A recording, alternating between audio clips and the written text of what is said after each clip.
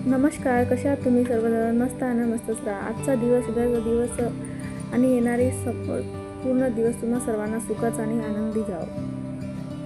मंगल कलशाची स्थापना कोणत्या दिवशी आणि का करावी ही संपूर्ण माहिती आज तुम्हा सर्वांना मी सांगणार आहे. आणि आपण जो मंगल कलश आपल्या देवाऱ्यामध्ये ठेवतो ती बाजू योग्य आहे का, किंवा कोणत्या बाजूने मंगल कलश ठेवावा हे आपण आज पाहणार आहोत. तर ताईंना आणि माझ्या मैत्रिणींनो, या मंगल कलशाला अनन्य असा महत्त्व आहे.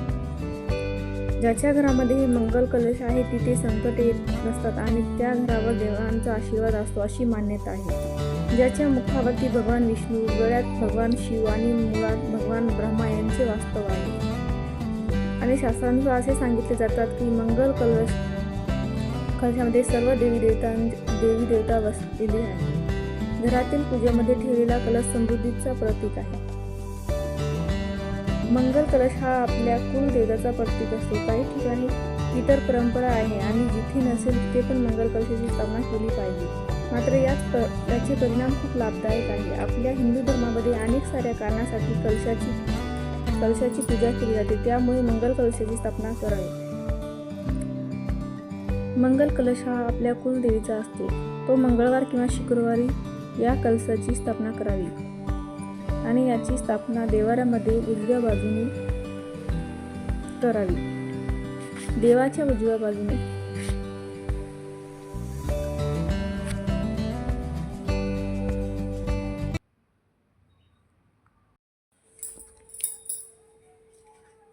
मंगल कलशाला लागणारे साहित्य: तांदूळ, आंब्याची पानं, फुलं आणि ओला केलेला कुंकू, 1 रुपयाचं नाणं आणि सुपारी. मंगल कलश स्थापना करतात तेव्हा कलशाला स्वच्छ घासून आणि धुवून घ्यायचं आहे आणि कलशामध्ये पाणी भरून घ्यायचं आहे की जेणेकरून त्याच्यामध्ये तो श्रीफळ मधात बुडायला पाहिजे. आणि आता मी कुंकू ओला करून घेतलेला आहे ना, त्या कुंकवाने स्वस्तिक काढून घेत आहे.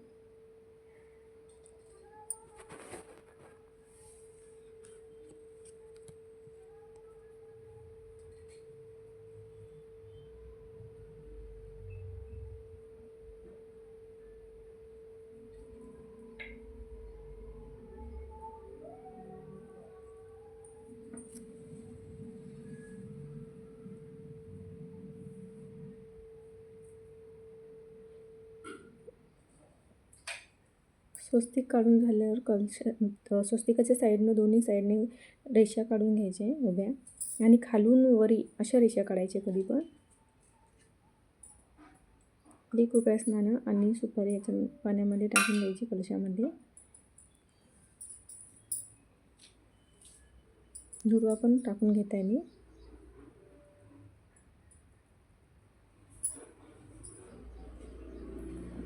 हळद, कुंकू आणि अक्षदा हे पण टाकून घ्यायचं आहे कलशामध्ये. तर मी हे सर्व टाकून घेत आहे.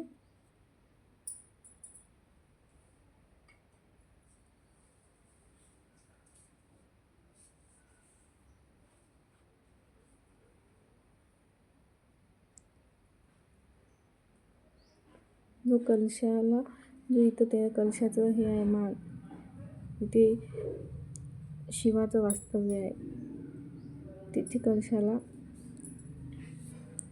कलावा बांधून घेत आहे.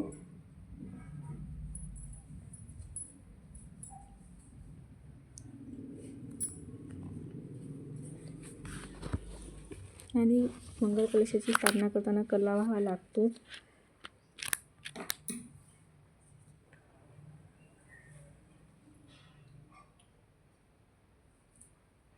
हे मी तुम्हाला पहिले सांगितलेच आहे की वरी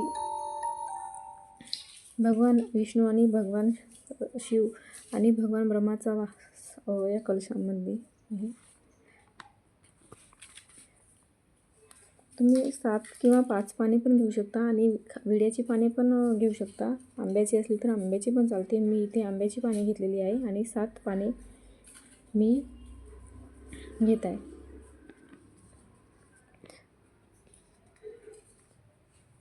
आणि श्रीफळ हा ओला करून घ्यायचा आणि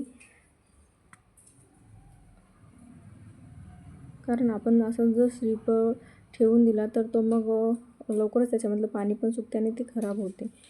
म्हणून श्रीफळाला कधी पण ओलं भिजूनच घ्यायचं आहे.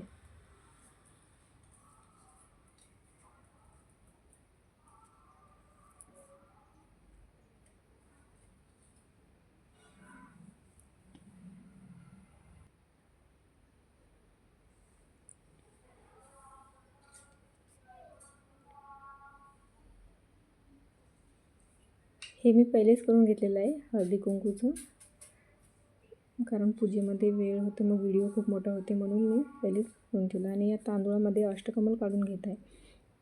अष्टकमल काढून घ्यायचं. याच्यामध्ये हळदी कुंकू वाहून मग कलश या अष्टकमलाच्या तांदळावरती ठेवून द्यायचा आहे.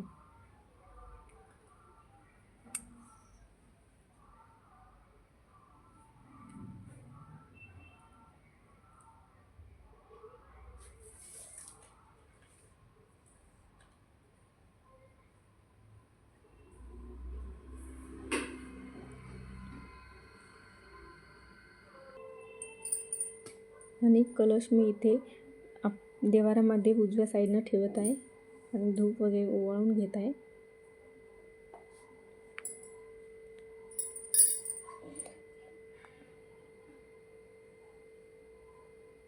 एक महत्त्वाची सूचना म्हणजे खूप जणांना माहीत नसते की नारळ कसा ठेवावा.